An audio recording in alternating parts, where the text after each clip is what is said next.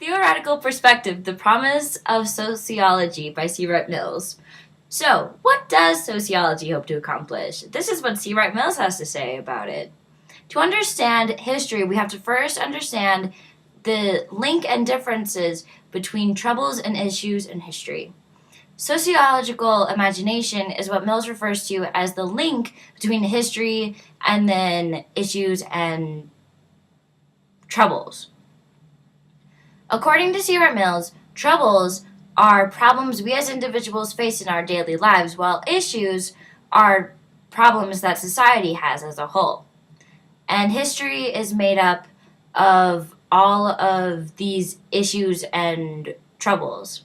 So, in order to understand sociology, we have to know what sociological imagination is and understand the link that it has with history and issues and troubles. Culture, My Big Fat Greek Wedding. The culture in My Big Fat Greek Wedding is fairly different than the dominant culture in the US. The family in My Big Fat Greek Wedding believes that family is the highest priority in life. They speak Greek loud and often. When you invite people over, it's considered normal to invite the whole family. They keep statues of their gods to symbolize what they believe in. The dominant culture, however, doesn't value family as much as the Greeks. They only speak English and don't speak to each other as much. Norms are that during something like dinner, you are quiet and polite instead of loud and festive. And symbols are not as noticeably common in the dominant culture. As you can see, the cultures between the US, the dominant culture in the US, and the culture in My Big Fat Greek Wedding are very different. Teenagers in our society have a variety of expectations or roles set by their peers and by authorities. Some of these include being between the ages of 13 and 19, attending school, learning to function in society, obeying school rules to an extent, taking on responsibilities, rebelling, defining themselves, disrespecting their parents, obeying their parents, conforming to their peer groups, experimenting, being melodramatic, completing school assignments, consuming everything from food to porn, and staying on the cutting edge of fashion. The 5 major social institutions are family, religion, economy, government, and education.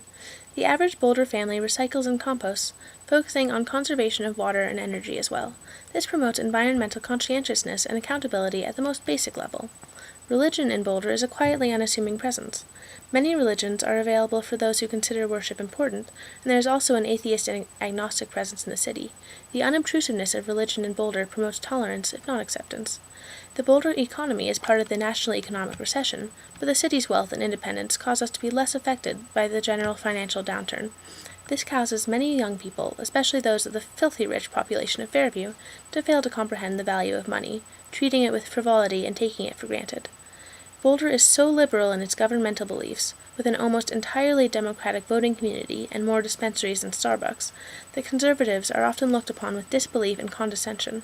Boulder's population places so much stock in education that the public school system wins frequent awards, there are multitudinous specialized schools, and most of the community has at least 1 degree in higher education.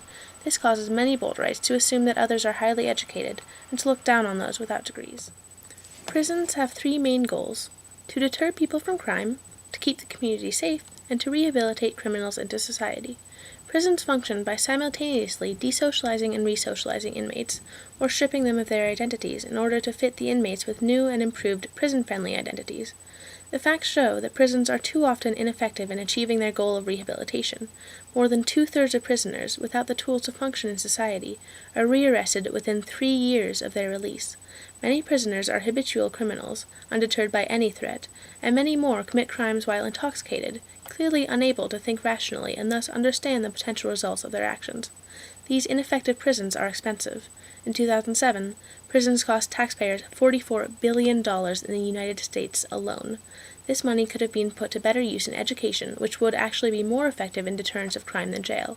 Educated people have more options and are more likely to be hired, causing them to be far less inclined to turn to a life of crime. I would say that no, prisons do not work. Not that I have a better solution, but that's okay, because I'm not a politician. I took a personality test on personalityquiz.net. It was composed of only 10 questions, and the result was a number between 0 and 70, which could then be matched to the corresponding personality description. The questions provided a variety of answers, descriptive options rather than strongly agree, neutral, etc. The questions included scenarios and tendencies, like the test we took in class, but there was also a question regarding my favorite color, which was kind of weird. All in all, I don't think it was particularly accurate. I don't consider myself to be sensible, practical, or modest in the least. Then again, the personality tests we took in class weren't very accurate in my case either. The Myers-Briggs said that I was an extrovert when I am clearly an introvert, and the Enneagram said that I was a 7. As we all know, none of us is a 7 except Mr. Billington, because Mr. Billington says so. Deviance, The Dark Knight.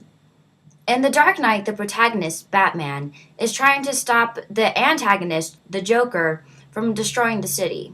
The Joker doesn't play by the rules, so it's harder for the police and Batman to stop him. The Joker is a deviant because he does things which society deems as taboo. The Joker became the way he is by an event that happened to him as a child. His father took a knife and cut a smile-like shape into his cheeks. This is when and how he became deviant. The Joker then goes around committing what normal people call crimes, and he just thinks it's fun and a good way to stir up a crowd. The Joker, in one of the last scenes, tries to turn regular people and criminals against each other to see who the real criminals are. He is using what people refer to as the control theory. He wants to prove that everyone is like him, they just hide it under a mask. Social Stratification, Money in the World We Want by Andrew Hacker. When the U.S. gives more money to the already rich and less money to the already poor, it ends up making the rich even more wealthy and the poor have even less. Because it takes a good education and money to get a higher paying job, those who start out wealthy have a higher chance of getting higher paying jobs. On the other hand, when you have people living in poverty who can barely afford to send their kids to public schools, let alone college, they end up working at places that don't pay them as much money as they are capable of making. To help change this fact, I would tax the rich more and the poor less. I would give more money to schools so that even people who are not as well off can send their kids to good schools to get better educations to then potentially get higher paying jobs. I would also create more jobs for citizens and make some expenses, like college funds, decrease. Gender, men versus women communication. Why should we know about the differences? We should know about the differences in the way men and women communicate so that communication will be easier, and because we live around people of the opposite gender. Communication is the foundation of society, so knowing how people communicate is important. Men generally talk about things they want solutions to, whereas women talk a lot.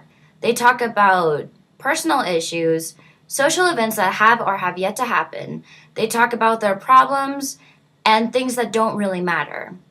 Women see communication as a way to become more intimate with a person. Men see communication as a way to get information out and get answers to problems. Although it seems women talk too much and men have nothing to say, we all just have different ways of communicating what we want and what our thoughts are.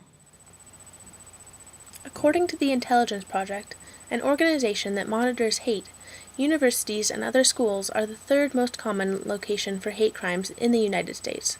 Many colleges are really cracking down on racism. Personally, I think they're taking it too far. A fraternity at Johns Hopkins was suspended and investigated because they used a plastic skeleton dressed like a pirate hanging from a rope noose as a Halloween decoration. This was apparently incredibly racist.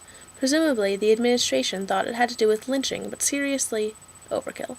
Anyway, many modern students are unwilling to acknowledge any racial discrepancy, preferring to remain colorblind.